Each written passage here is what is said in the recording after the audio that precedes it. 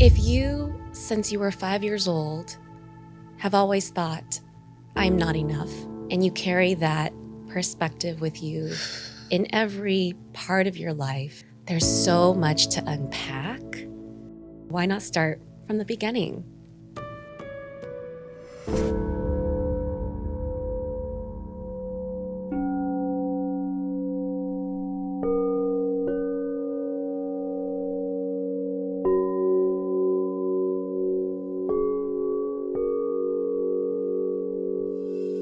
Hi, I'm Devi Brown. Welcome to Deeply Well, a soft place to land in your journey. This is a podcast for the curious and the creative that are ready to expand in their journey of higher consciousness and self-care. This is where you heal. This is where you become. Welcome to the show. This episode, I know, is going to blow all of us away, myself included. We are going to be really approaching new territory in this episode. Something that we have expanded in on this show over the last few seasons is deepening our awareness of trauma and the role that complex trauma can play in our day-to-day life on our spiritual journey as adults, the way that it informs our parenthood, the way that it informs the way we approach our purpose or the work we do in the world, and the way it informs the way we feel and see ourselves. This episode, we're going to take that conversation a lot deeper, and we are going to really unpack the way that trauma expresses itself in children and ways that we can really help our children heal in real time. I am so excited about this episode, especially as a mother and a big believer in the power of inner child healing and reparenting. So this show, we have a very special guest. I would like to welcome Christine Mark-Griffin. Christine is the founder of Spark All Wellness, a licensed clinical social worker located in the San Francisco, California area, and the author of the incredible EMDR Workbook for kids. She has been working with children, youth, mothers, and families for the past decade in a variety of capacities. Christine's social work journey began as a mentor for at-risk children and youth and a mentoring program for survivors of domestic violence. Over the years, Christine's professional experience has included working with children, adolescents, and adults through child welfare, school-based mental health programs. As an EMDR consultant who specializes in children, she provides a variety of trainings and webinars on trauma, EMDR-related topics. Wow, Christine, thank you for your work and welcome to the show. Wow, just listening to that, all of that. I'm just going to take a deep breath. Yeah. Thank you for having me. I'm so grateful to be here. I have chills all over just reading through the work that you do in the world. And the first thing that it kind of is telling my body and my spirit is what a capacity you have to hold this human experience, what a capacity you have to help others heal. Whew. Yeah. I mean, I get that question a lot. I think people ask, how do you do it? Like, how do you do this work? It's so, I wouldn't be able to do that, to just step into the dark side of things each day. And what I say to that is, while there is so much darkness and there is so just horrific stories, just horrible stories that we hear from our clients, from the little ones, the families that I've worked with, there's also so much light. There's so much resilience. And to watch that, to watch people grow through it, work through it, expand, and just move forward and find meaning from, okay, maybe this was supposed to happen. Maybe this taught me something in some way. And that's so beautiful to see. And I think that's the driver for this work, just to see that beauty in some of those places. Ooh. Chills. Christine, how did you first find your way to this work? What was your personal journey that led you to something that, it's requiring all of you in this lifetime? And it's freeing people and children in a way that humanity so desperately needs. Mm. I don't know. When I was young, I thought I wanted to be, I thought I wanted to have a band. I thought I wanted to be a fashion designer. I had these big dreams that had nothing to do with therapy and the trauma work that I do now. But one thing I always knew is I always wanted to work with kids. Just something about being able to play and play pretend and just always have that like childlike part of me that I just love. And I'm so lucky that I get to play so much in my practice with kids. My play therapy office has sand and art and toys and puppets. And it's so playful each and every day. So yeah, I didn't grow up thinking I'm going to be a social worker and I'm going to work with children who have this tremendous trauma.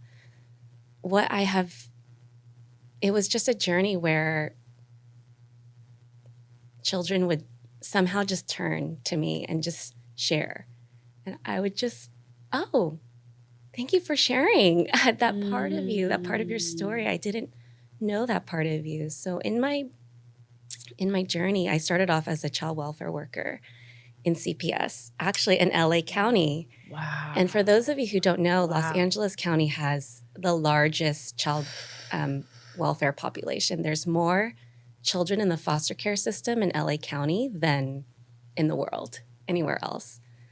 And I did this foster youth group, and I just thought, I'm going to just do a fun activity. It's going to be an icebreaker to get to know some of these teens. And at the time, I didn't realize it was so therapeutic. And some of the teens had shared things with me that they had never shared with their therapists who they've been in therapy with for years. And my mentor at the time and my supervisor, she came back to me. She's like, Christine, you have this magical power. Like, are you going to pursue therapy? Are you going to, like, some of these kids, they're opening up and they're sharing some of these things. And, all these other people, they've gone to school for it. They have, specialty training to work with these youth. And I don't know, it's some kind of magic where you're helping them open up this space to just share.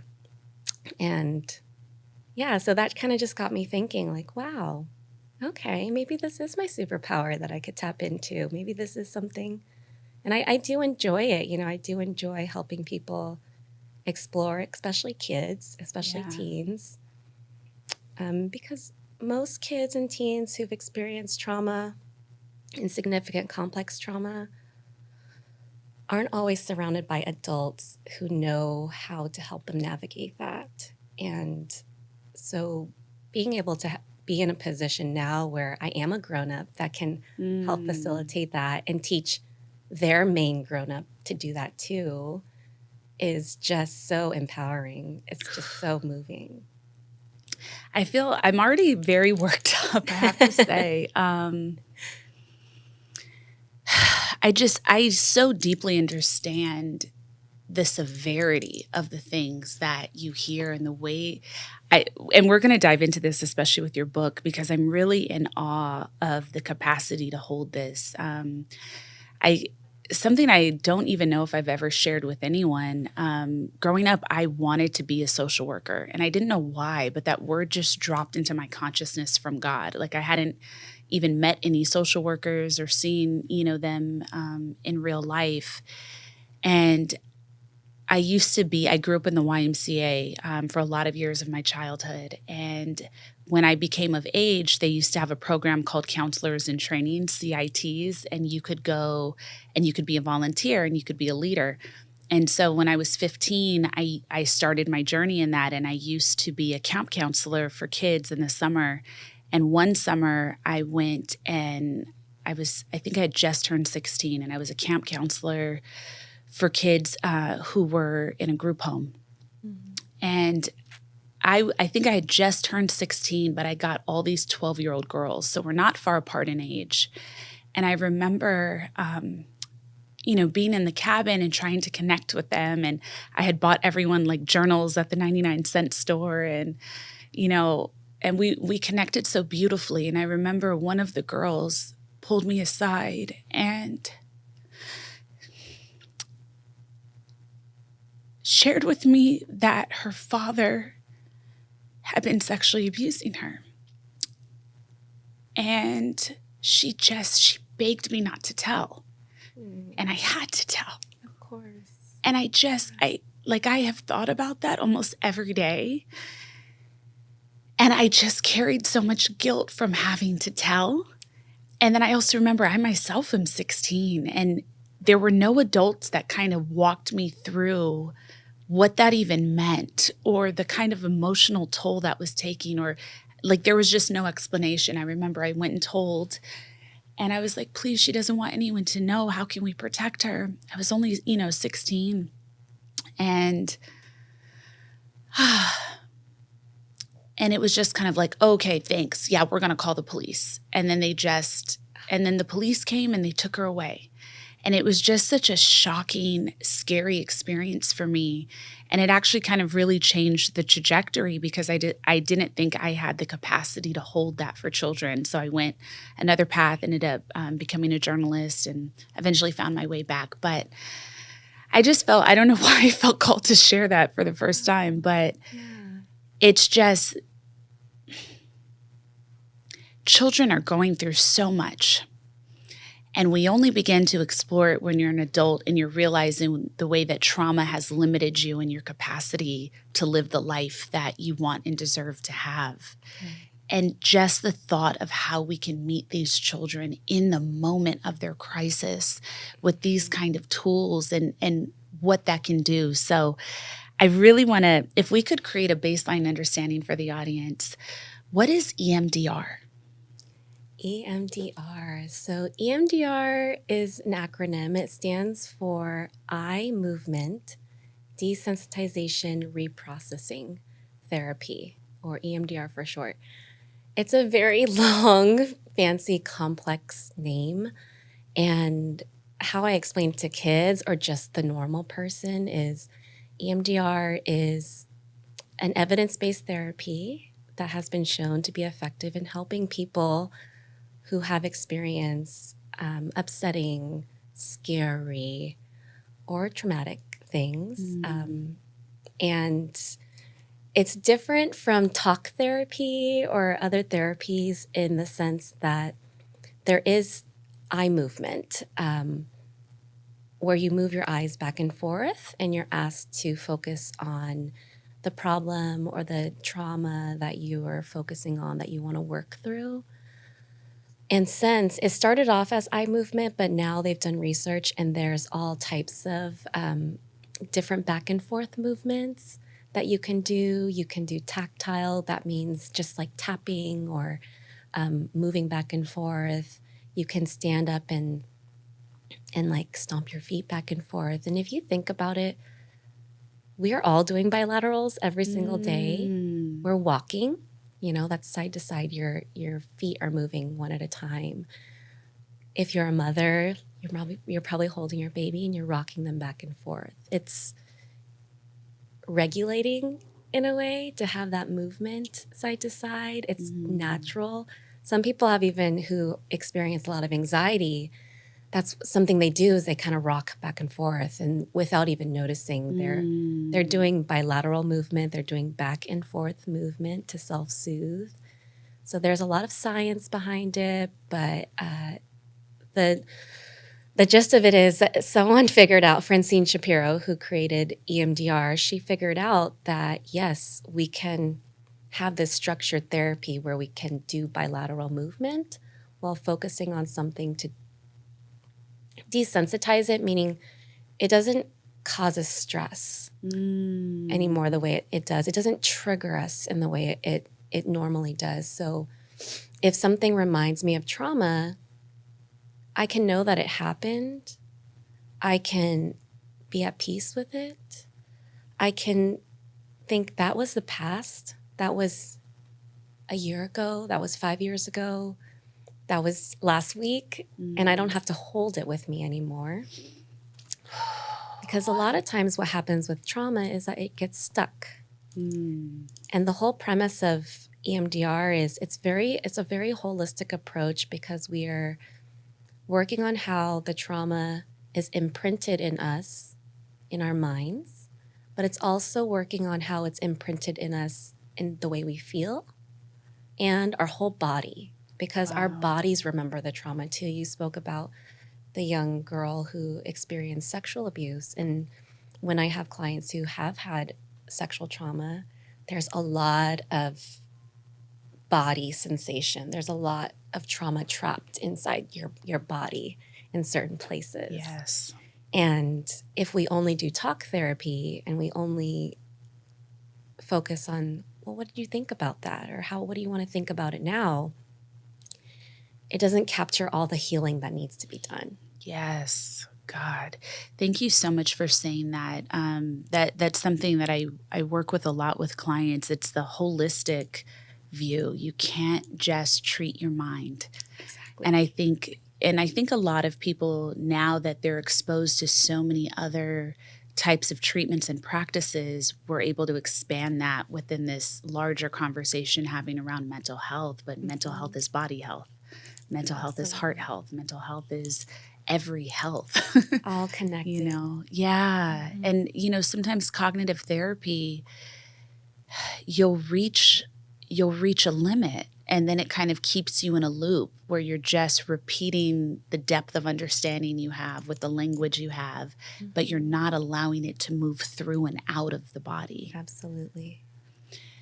Speaking of EMDR, especially for children, which I have your book, EMDR Workbook for Kids, which is how I found you. I was just so blown away when that came into my awareness. EMDR as an adult has been for me so incredibly transformative, and it's helped my biology meet where my spirit actually has ascended to. And it's just been, as someone who has experienced many different complex traumas, it's something that allows you to, as you explained really beautifully, get far more connected to your present moment so you can make a different choice in how you'll feel. And it changes some of those stories or intrusive thoughts from taking over the full day or the week or the month or the year to ideally being able to pass through it so much faster, as you described, and release it so much quicker so you can live. Mm-hmm. How does EMDR work in children? And how does it allow a child to become and to heal differently than with adults? It's funny with children compared to adults is that adults have much bigger memory networks and experiences.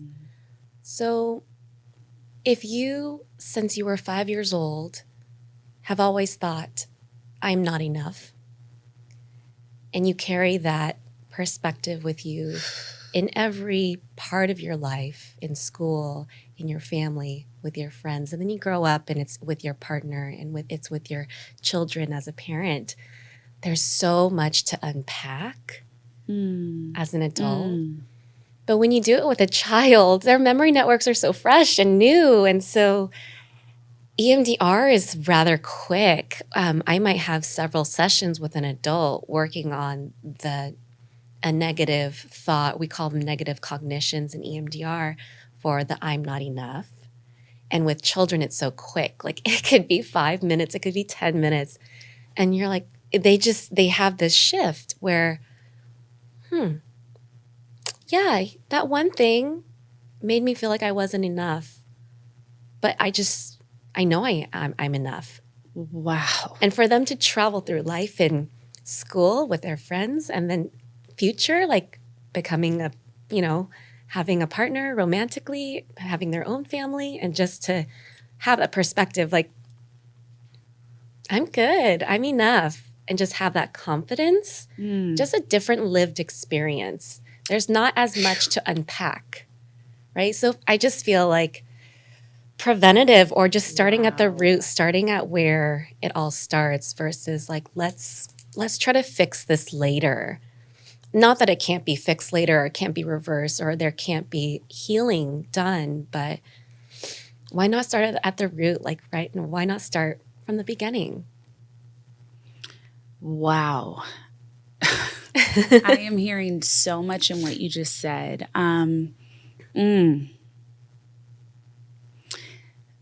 one hand, I'm hearing the tremendous opportunity, especially for parents with children, and whether those children have experienced, the big T traumas, the little T traumas.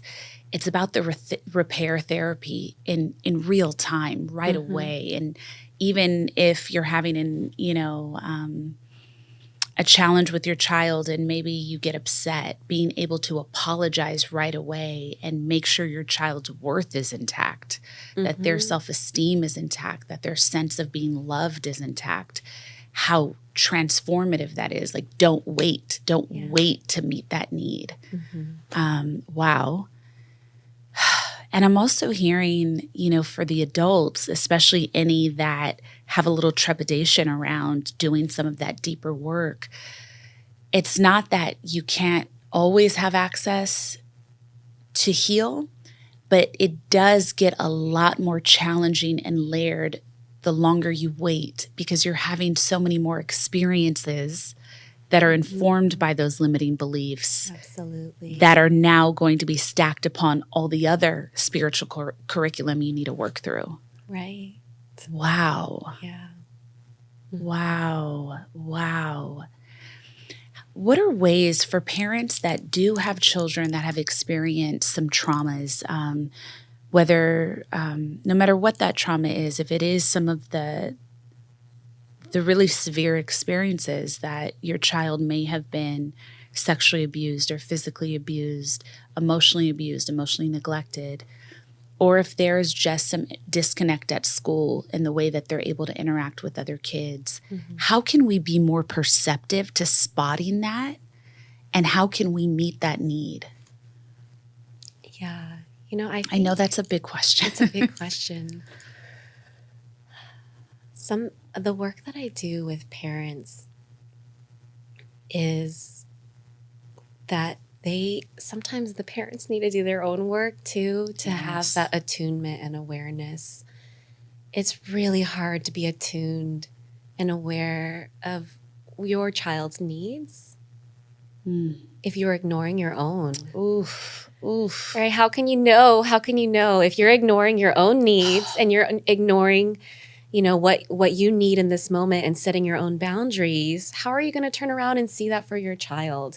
But I as a mother, I think there's the flip side too of I'm really good at meeting my child's needs and then none of my needs. But how effective are you really at meeting your child's needs if you're not meeting your needs? So I think that's kind of the first step with so many parents who walk through my office doors is, I know you're here for your child, but I want to do a parent check-in with you. Like, how are you? How is this weighing on you? Because your child is not in a vacuum. You're not in a vacuum. You're all connected. So if something happens to anyone in the family, it impacts the entire family system. It's not just, well, that happened to her and she's dealing with it, and then we're just over here helping her. That impacted you in a way to know that something horrible happened for your child, and it's now made them unlike them, right? They're not themselves. And that's so hurtful to see as a parent, to see your child struggling, right? As parents, we never want to see our kids struggle. God, no. Right? Yeah. We want our children to reach their highest potential. We want them to dream big and reach for the stars. And when they have things that hold them back from that, it's heartbreaking to watch, right? It is so heartbreaking to watch. And I myself as a mom, I have a 5-year-old, just turned 5. Oh. something I have to really push myself to do is create pockets for him to build his like emotional resilience, because I do want to swoop in at all times. I do want to find a way to make him smile, to make him, to get him out of something. And sometimes I'm like, no, you have to let him, also experience not getting his way and, Right. having sometimes challenges with his classmates or his other friends. But yeah, I think that is sometimes what can really hinder our children long term too, right? Because there is that certain kind of trauma that can happen from not having the space to make your own mistakes, to come to your own conclusions as well. Mm-hmm. Yeah. Dang. I know all the mamas are like, but I love my babies and I'm breaking generational curses. I want to do this, So a lot of your work, is so rooted in helping to alleviate the suffering of those who have experienced trauma. For a long time, and this is what I used to experience when I first started teaching, we'd be given, if I was working through programs in psychology or in somatics or meditation, previously it would have like the tiniest little paragraph at the end of the textbooks that says, and if you happen to have a client that has PTSD because they're a veteran, you might want to take your time in this way. And that was really the scope universally of the kinds of trauma that existed. It literally really was only in textbooks, not textbooks, but in some of these program materials, as if they went to war or if they were a soldier, this is how they'll feel. As this conversation that we've been having in mental health as a society has been expanding specifically since 2020, so just in the last 3 years, there is so much more understanding of the fact that complex PTSD is so prevalent in our communities and in our daily lives, and that, this network of experience for so many people has been that people are carrying unspoken trauma. And from their childhoods, through generations, from experiences with partners that people don't talk about. So if you would, could you walk us through the biology of what it is to have CPTSD? Yes. I have this this handout and this graph that I like to teach, and it's this spectrum of trauma, and I think our society has come a long way in understanding trauma. There's more to go. There's much further to go.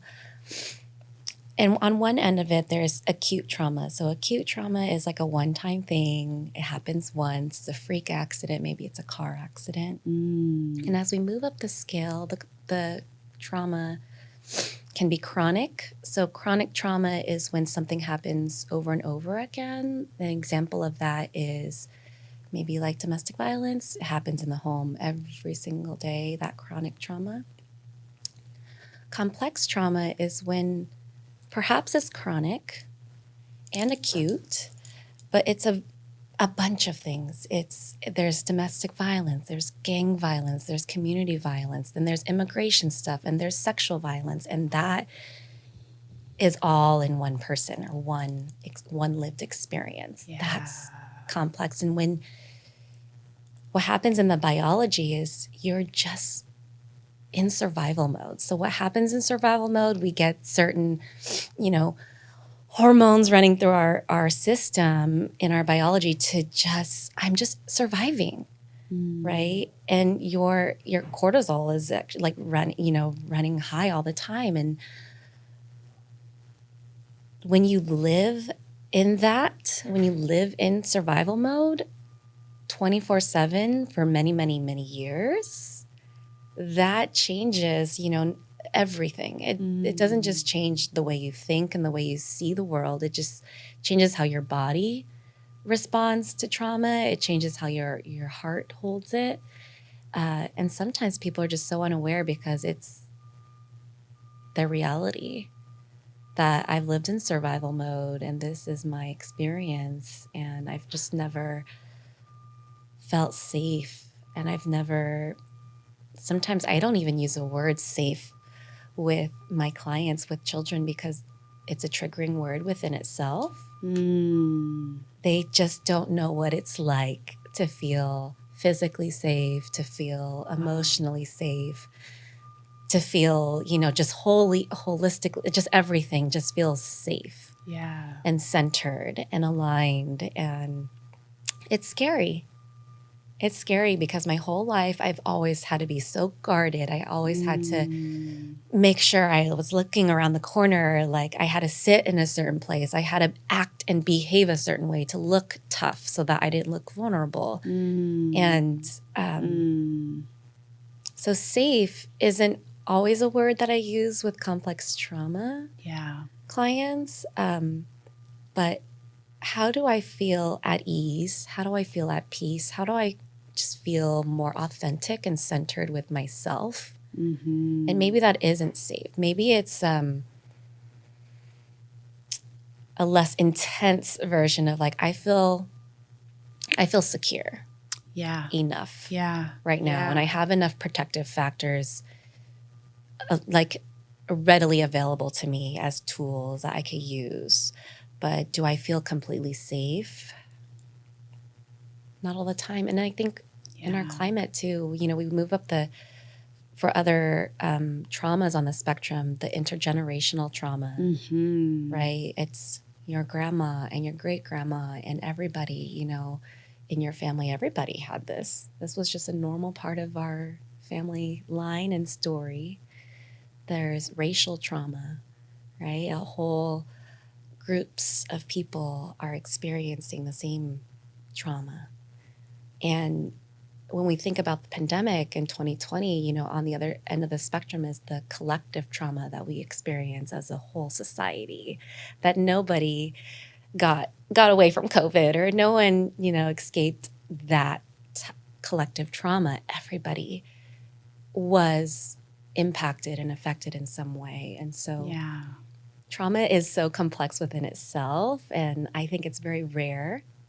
There's a unicorn out there if they've only experienced acute trauma, like they've only had one thing in their life.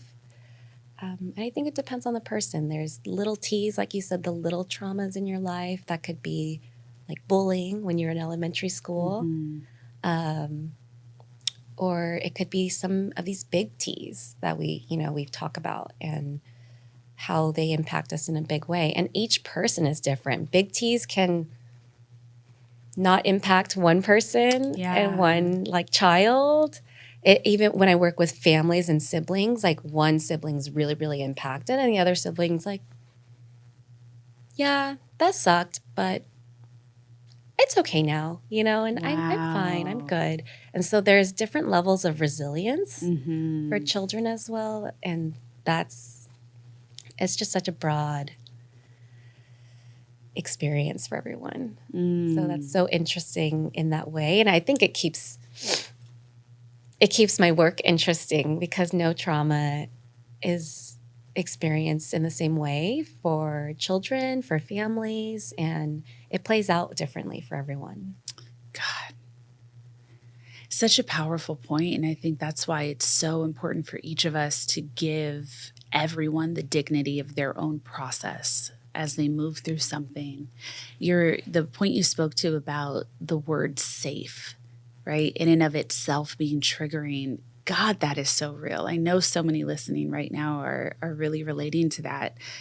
It's one of the reasons at the beginning of the show, I don't say this is a safe place. I say it's a soft place because I have no idea what safety means to anyone. And it's that kind of feeling that for so many, it's just an abstract word.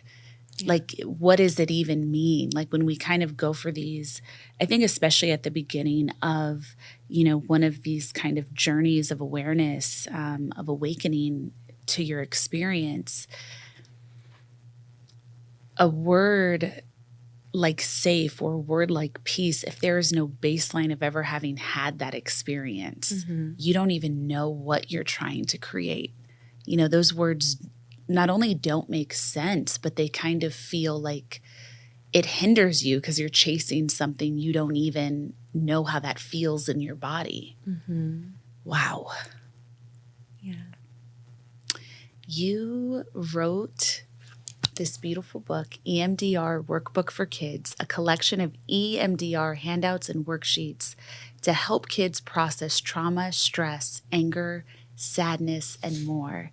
What made you decide to write this book, and how did you begin to pour all of this experience into something that could be really metabolized by children? You know, I can't take credit for that entire book. I really can't, because I had so many little clients that helped me. It was such a collaborative project. So when I first got trained in EMDR, there were not a lot of resources for children. And because I mainly work with children, I was so excited after I got trained in EMDR and using that therapy modality. I did my research. I was looking everywhere. I looked on the internet, looked for books. Is there a worksheet? Is there a workbook? And at the time I was working in schools, elementary school, a lot of elementary age children. And I didn't have a fancy office, right? I didn't have all these resources available to me. Sometimes I was like stuck in a janitor's office working on sexual trauma with an elementary school child, right? And it's incredible how much you can do therapeutically with just paper and pen. And really, you can have the fanciest tools, but the best therapy tool is like you as a person. Like humans create therapeutic experiences, not the therapy, not the fancy tools that you can get for EMDR. There's lots of tools out there for bilateral movement where you follow the light bar, or there's like buzzers that you can get. And all those tools are fantastic. They're supplemental to the therapy, but really it's the person who is creating that space for that healing. And yeah, so my book, with limited tools, I didn't find a lot out there. I just pen and paper, or at the school on the whiteboard, I started drawing. We made there's something called the SUD scale, where we're just asking children and adults to rate, how stressed do you feel now on a scale of 0 to 10? Very similar to when you go to the doctor and they ask, what's your pain level, right, on this scale? And instead of just boring numbers, my children are asking, can we use unicorns today? Or can we use donuts? Or can we, oh, that's a great idea. Let's do that. And it would be so interactive. They would be drawing dinosaurs, and we would give the dinosaurs a name, and they would use that as their rating scale. And over here is your calm dinosaur, and over here is your dinosaur who's freaking out a little bit and really stressed. And they would choose which one, where they were at. And so I just started creating them for my own personal use. And my kiddos who they love Spider-Man, so I would make a spider web one. Or it was Halloween, so I would create like a ghost one and just make it fun and have fun themes for kids. And then the pandemic hit, and everybody went virtual. Everything was virtual therapy. Wow. And I didn't have pen and paper or whiteboards anymore, so I started creating these PDF worksheets to put on the screen and share on Zoom with the kids, and they would take their the Zoom tools and draw on it. And when I showed my consultant some of these worksheets I've created, she said, Christine, these are incredible. How many do you have? Like, where are you putting this anywhere? Are you selling this anywhere? Like, other therapists would love this. Like, we need this right now in the pandemic. Like, we need more tools to do EMDR virtually with children. Like, so many therapists have no clue what to do and how to do therapy with kids virtually right now. And you have all these resources. You need to make them available. So yeah, I think I have about 50 worksheets. Like, that's a good idea. Maybe I'll just throw them on Etsy. In 2020, I started my Etsy shop, and I just, for a couple dollars, like $1 or $2, I put a couple worksheets up, and it was just a free I had some free downloads, and then just for a couple dollars. And it totally took off. Wow. So many people started buying those worksheets and messaging me and asking, can you create this? Or I've been thinking of this idea. And other therapists are reaching out, like, if you ever create something like this, I would love to see it. Please, like, reach back out to me.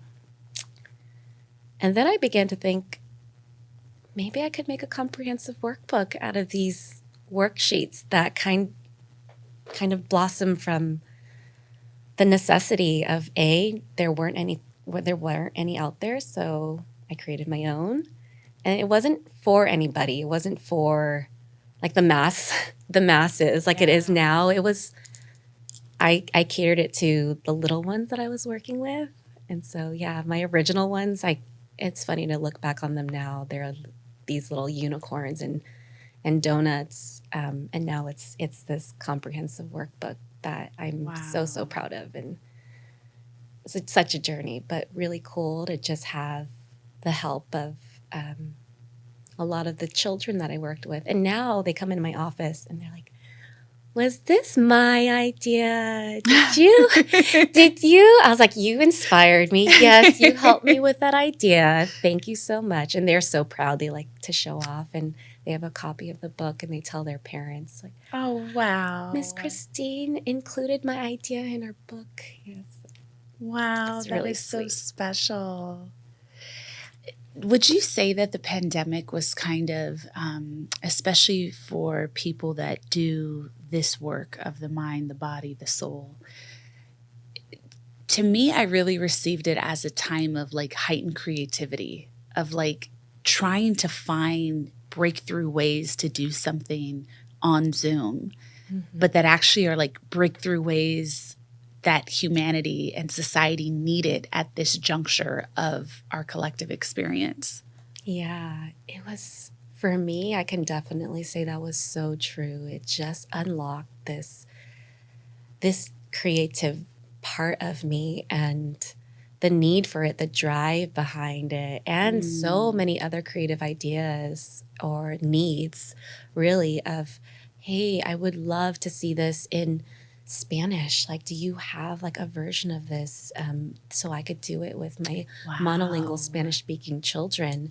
Can you make a taco scale or like a hot sauce one, or just like bringing identity and culture into it was so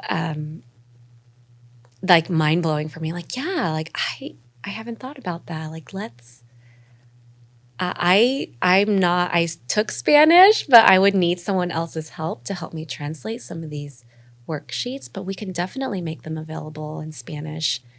And I'm actually working with my publisher right now to get the workbook published in multiple languages. How amazing. So it's going to be a wild journey, and very, very cool to see that this can help so many children in not just the U.S., but so many other countries. Yeah. What can we be doing better as a society in really supporting our children and our adolescents? What can we be doing? I think just showing up. And I think everyone has it's so simple, but like can be challenging and hard with life and the things we go through as adults. I think if you are just consistent and you show up with the children in your life, the teens in your life, that's going to make such a big difference. And showing up and being present, I think that mindfulness of just being there is so important. And it's this, okay, well, how do I get there? Maybe I do need to work through some trauma to be present and to show up. Or maybe I just need to make time. right? Maybe I need to prioritize certain things to show up. So I think every parent is going to show up in different ways. Yeah. And how do you show up with your children in a way that is meaningful and has this connection that it's a two-way street? You know, your children are pouring into your cup, but you're also pouring into theirs, and finding those activities and things that you do together for that quality time. When I'm looking to really create some of that special locked in present moment at time, like we are playing, we're looking each other in the eyes, it's unstructured, we're just really connecting our energies. Whenever I feel this pull inside that's leading me to everything that I have to do tomorrow, to all the things throughout the house that need to be done, through the lists that are just never ending in our lives, I use this word with myself a lot. I say, just melt, melt, melt, melt. And I'll be sitting there with him and he'll watch me do this practice, and I'll take a deep breath.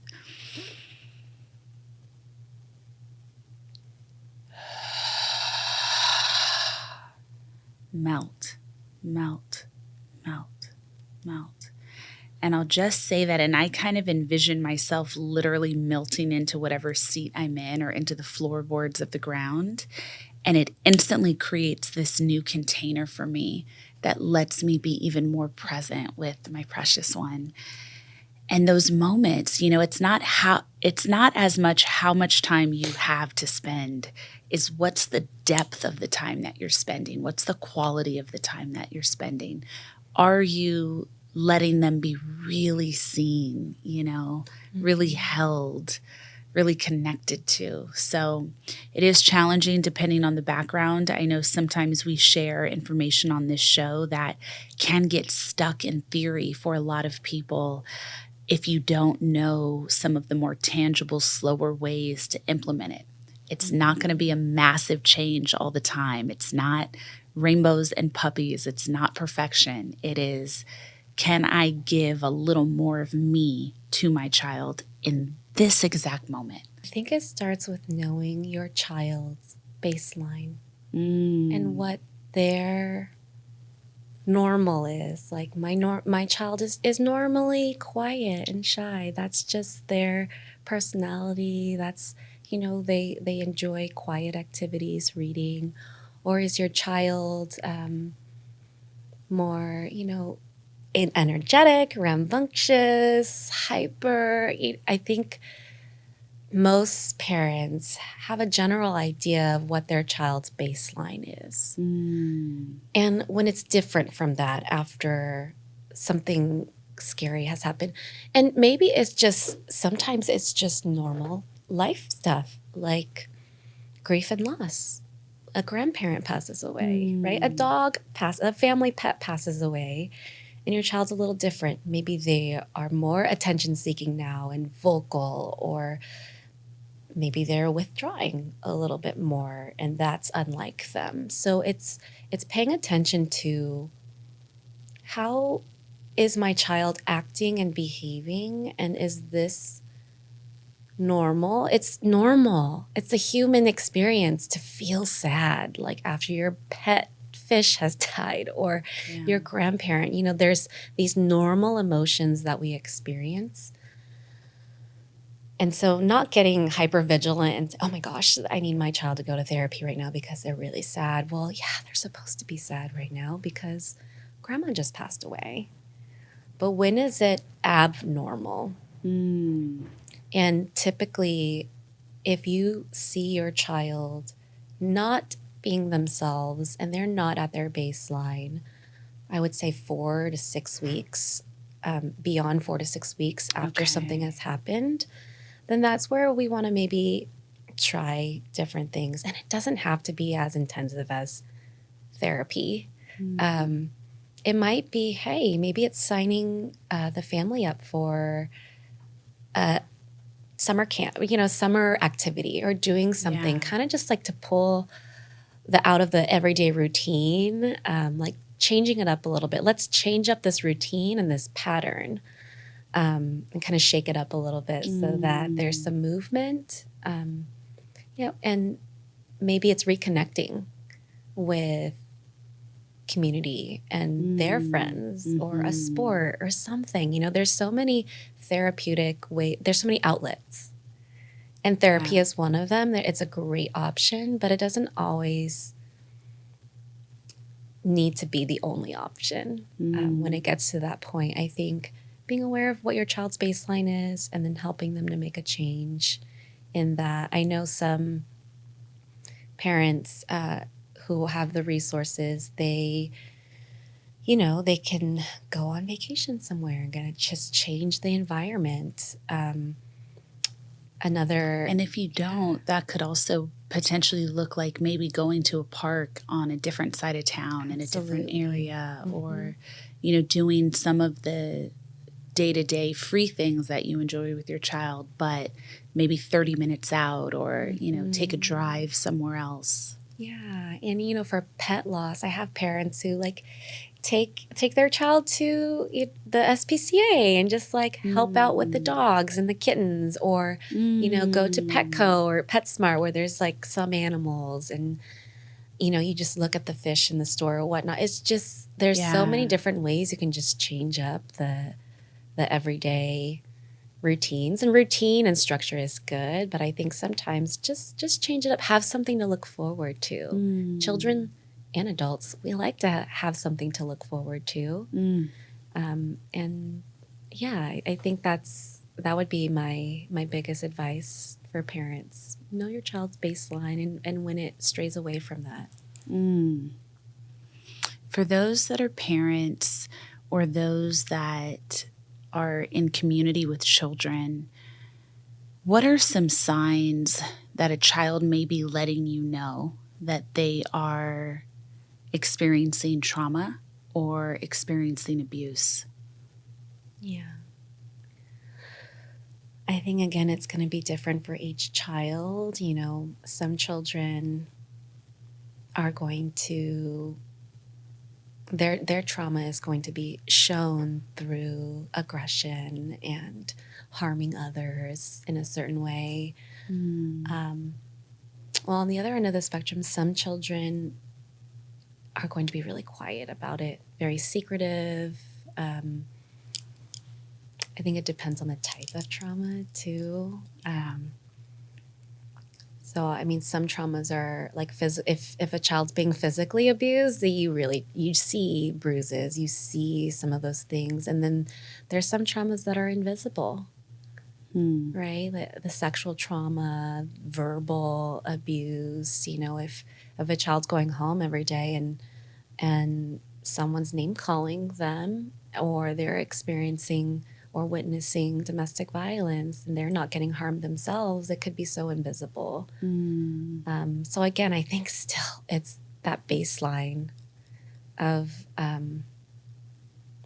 is this child normally, and then what has changed if something different has happened, and just paying attention to those things. I think paying attention to the children who make loud statements of I need help, they're crying out for help, but also the quiet ones who are like, I'm invisible, don't pick on me, nope, nothing, I'm a wallflower. And that's their protective, that's how they protect themselves at home. Be a wallflower, be invisible, so that you don't get hurt.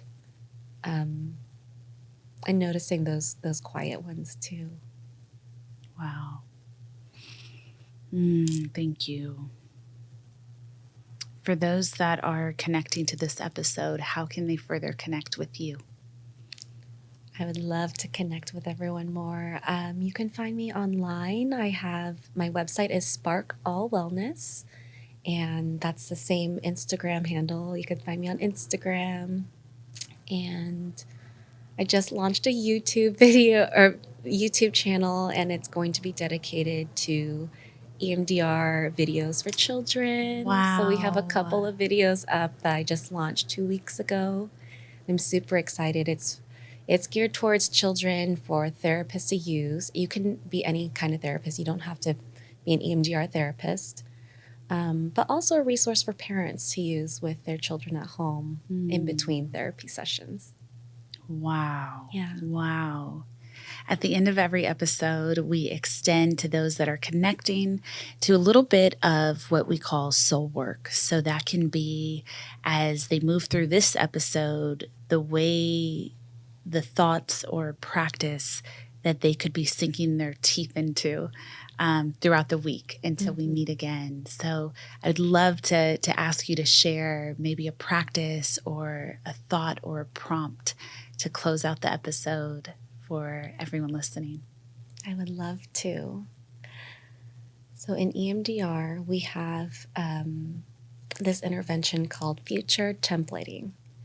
And it's essentially visualizing the best version of yourself, handling challenge, but handling it as your best self.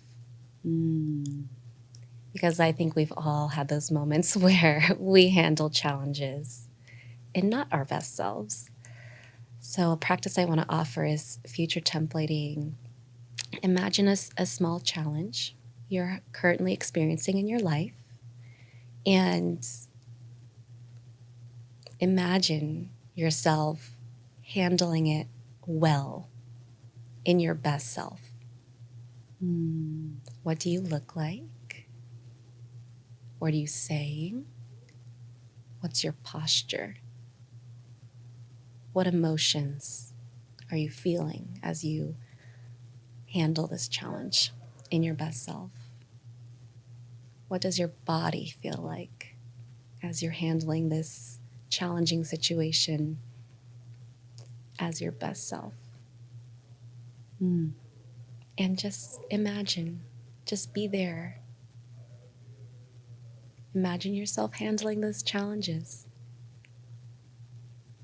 And know that it's within you. It's always there. And you can access this best self for all those challenges that are to come.